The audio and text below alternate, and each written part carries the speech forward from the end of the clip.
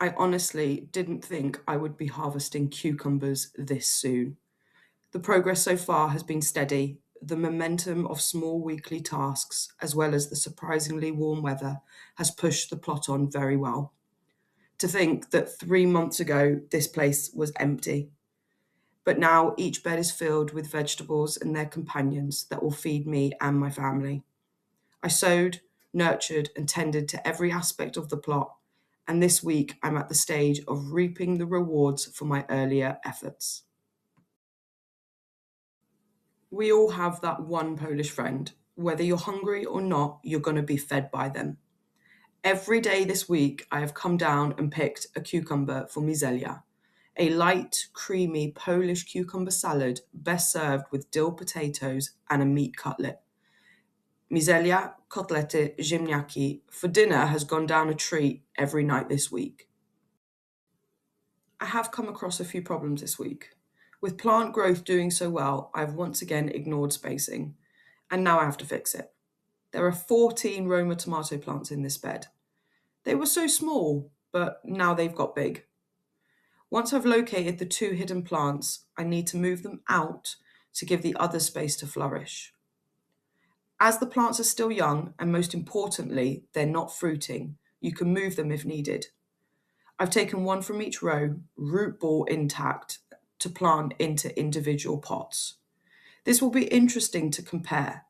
Do the two plants survive? I'm sure they will. But will they do better on their own? And will I get more fruit from the others that have more soil to feed and more air to breathe? The first bed on the plot is for my tall, indeterminate tomatoes that grow continuously, reaching 6 feet, which is why I built this frame.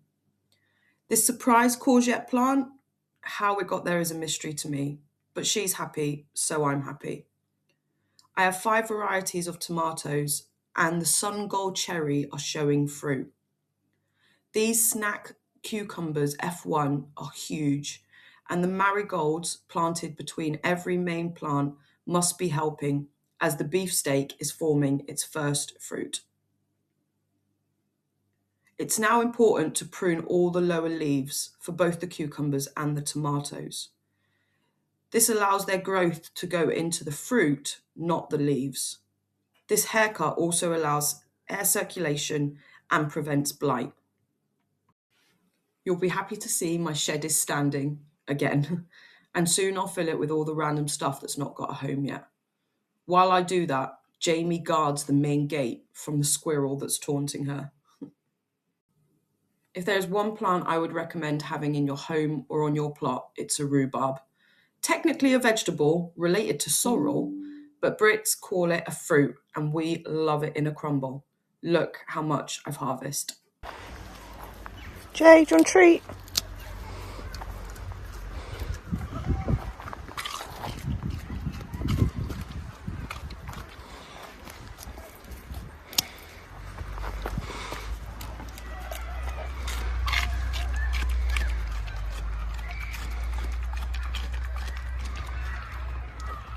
In the video week 2 of transforming my allotment plot, I showed you how I planted 100 rondo peas in just 6 square foot of space.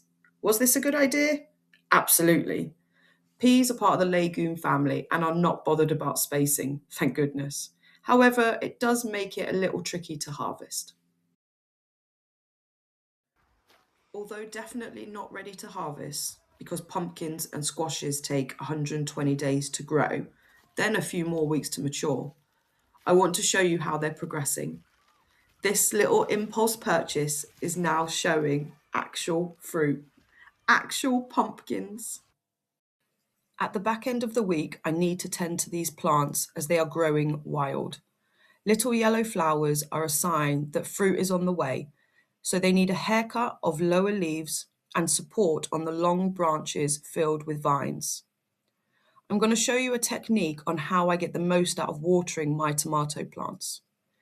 Using plastic 2-litre bottles saved from many a vodka lemonade, I take the labels off and pierce the bottoms of each bottle. Place 1 bottle at the base of each plant and pour your water into the bottle. The water will escape out of the holes, drenching the roots, not the surface soil. This is called deep root watering, and I highly recommend it for your tomatoes and cucumbers. In week 8, I planted out my courgette plants. I placed each plant at the base of a large stake about 3 foot tall. Here's why. Courgettes are large, fierce plants. Traditionally, you would leave them and they would trail, but I string them up to each stake for several reasons. 1, it makes them easier to prune. 2, keeps the plants up and away from bugs and insects that will eat your baby courgettes. 3, more growing room. 4, allows airflow to prevent powdery mildew. The best surprise I could have found in my carrot bed. You can see that I've kept my mesh firmly secured around my carrot bed to protect against carrot root fly.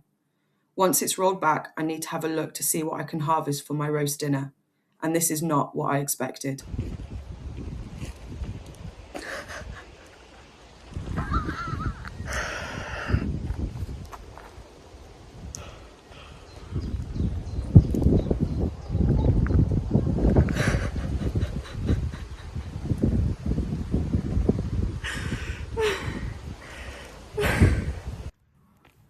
The simple task of growing vegetables gives me joy, sheer, genuine joy.